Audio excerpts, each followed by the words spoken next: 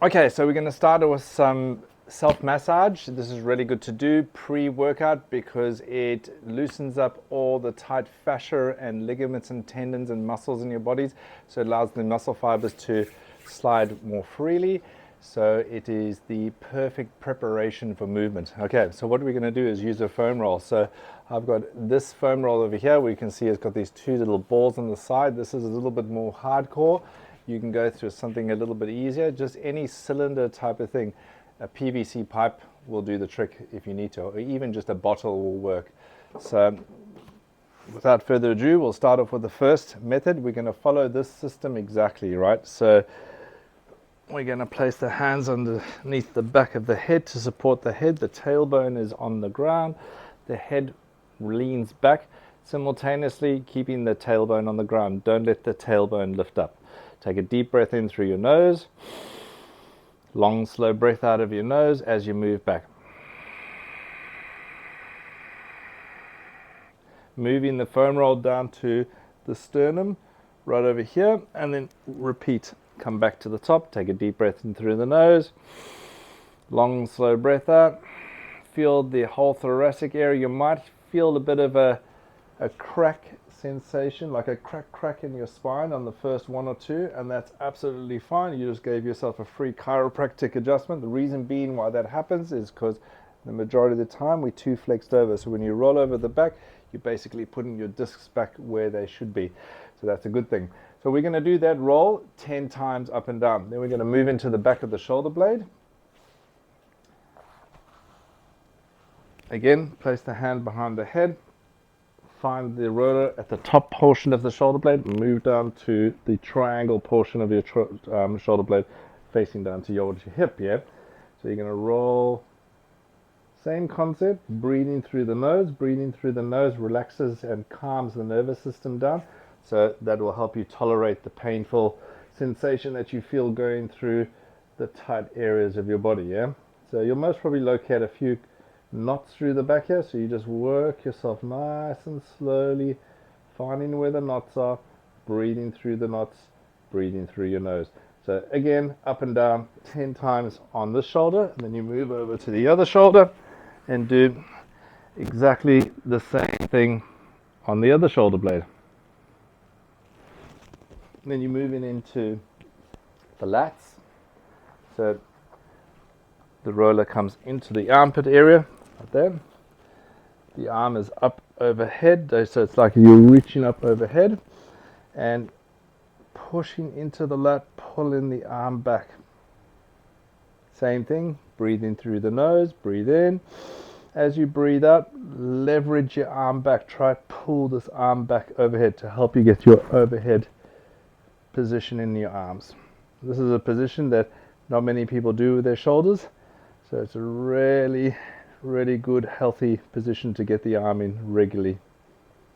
Okay, so again, 10 breaths, breathing through your nose. Then you're going to move, obviously you're doing it on the other shoulder too. From there, we're going to move into the front of the shoulder. Hips stacked over the knees, pushing the arm out to this and rolling up and down the roller. So you're basically massaging out the whole front of the shoulder. I personally love this one because it releases out all that tension from being on devices, having our arms out in front of us.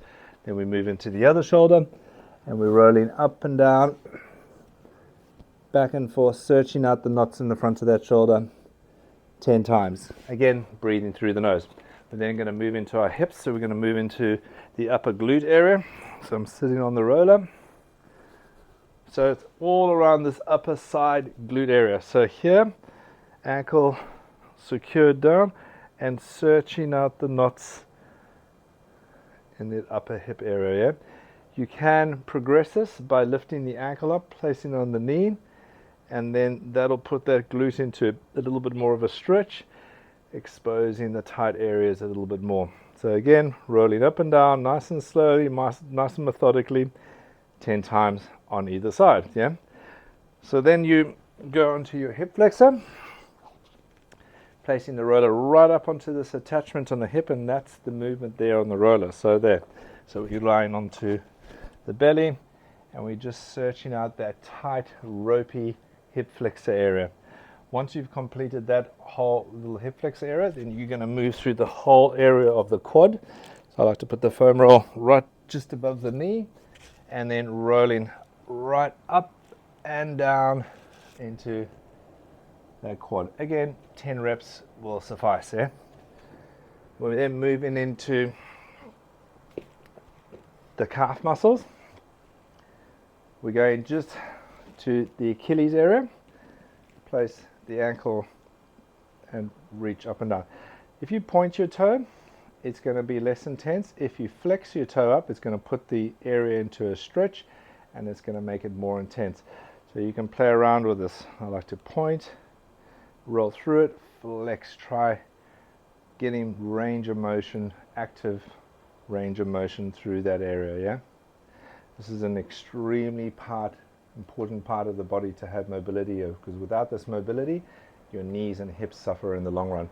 All right, so that is your foam rolling session. Remember to breathe in through the nose and only apply the pressure that you can tolerate, but then also again push through the pain by breathing through your nose and calming your nervous system down. Awesome. Okay, so we're going to move into circuit number 1. Before we start circuit 1, we're going to prepare our wrists. So the wrist preparation is really good for alleviating tension through the forearms and also making the wrists more robust, right? So we're going to place the hands flat on the ground, lock the elbows, turn the biceps in and forward, push the shoulder blades apart, lift up onto the first knuckles, yeah? So if you look at the side view of this one, you're going up like that, yeah? So you're going to do that 10 times. You're going to reverse the wrists over, lock the elbows, press up onto your fists, and up and down 10 times. From there, we're going to place the hands back onto the ground, palms facing down, lift up onto the fingers, and we're going to do that 10 times. We're going to then flip the wrists again, and we're going to flex the fingers into the hands. Yeah, we're then going to put the fists onto the ground. We're going to cock the wrist forward, cock the wrist back, cock forward, cock back, and we're going to do that 10 times. We're then going to place the hands together and we're going to roll the wrist 10 times in one direction and then 10 times in the other direction. All right, so that's your wrist preparation done. You're going to do that 1 to 3 circuits of that one. We're then going to move into the first exercise of the circuit. So we're going to place the hands flat on the ground in front of you. We're going to push the bum up in the air. Notice when I push my bum up in the air, I try to stick my tailbone up and under out. So that makes me get more of a hamstring stretch, right? We want to avoid rounding the back like that. We want to try to stick the bum up and under. And then also, simultaneously, we're going to push the head through the arms, trying to get as much overhead stretch as we can. So sticking the bum up and out, what we're going to do is we're going to move the opposite arm and leg back. And so we're walking back and we're walking forward, yeah?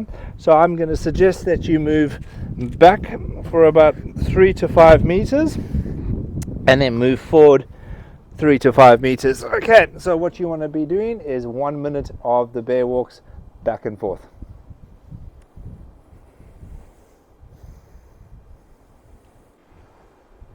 Okay, so the next movement in the circuit is the hanging shrugs. So hanging off a bar, letting your shoulders hang all the way down. See here, I've got the shoulders hanging, touching my ears. From there, I'm going to tuck my pelvis up and under, lock my legs in, and I'm going to pull my shoulders up. So pulling my shoulders away from my ears, and then stretching down. So basically what's going on here is your shoulders are going to come away from you. So you're activating all of your lat muscles and then you're stretching them out. So that movement of vertically pulling is a really good movement to keep or to teach the scapula how to work properly in the vertical pulling motion. Also, what do you want to pay attention to is what's happening in your pelvis. So if I'm over here and I'm hanging overhead, you don't want your lower back going into an arch, right? You want to tuck your pelvis up and under and lock in that hollow body hold so your abs are coming to the party. All right, cool. So that's the second exercise in the circuit. You're going to aim to do 10 repetitions. So 1 down, 1 up as 1 rep. Awesome. Is the lunge movement. What we're going to do is we're going to elevate the front leg up onto a step. So I'm using a bench here. So you can start with a height that is approximately knee level. As you progress, you lower the step down eventually that your front foot will be flat on the floor, right? So what we're trying to do here is stretch out the back leg and then strengthen the front leg. So coming up, keeping the posture nice and upright, and then you're going to hinge down and as far forward as you can. You're going to feel the stretch in this hip here, you're going to feel the load in this leg here, and then you come up. When you can get your butt to touch your ankle on the front leg, so something like this. So you see I'm coming down and my butt is touching my ankle, then I know, okay, I've achieved the range of motion that I need, that is desired.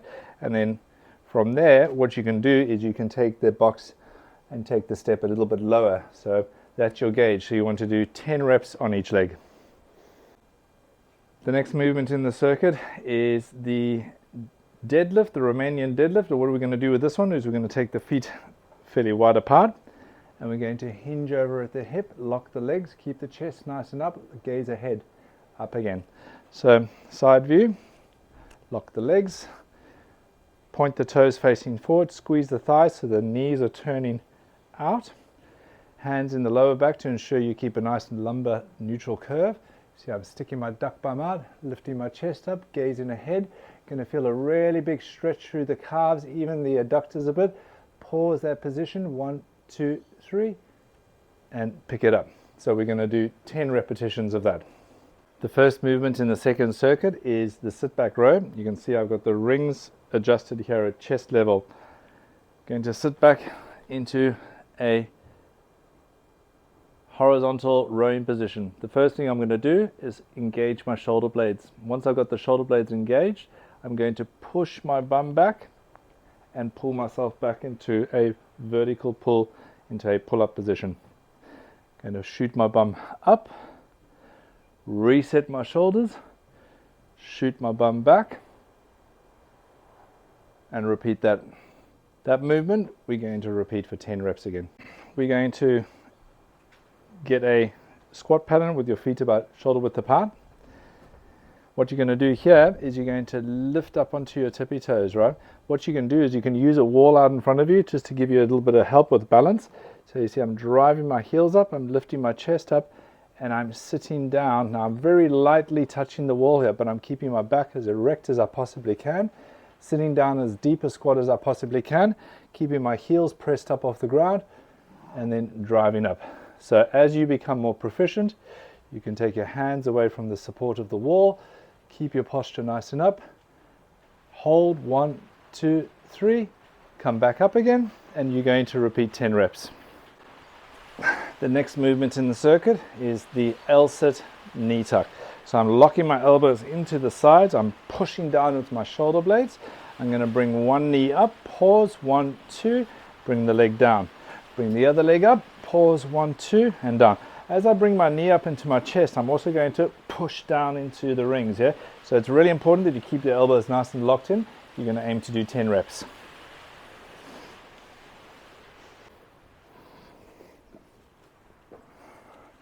The last movement in the circuit is the supine hip raise.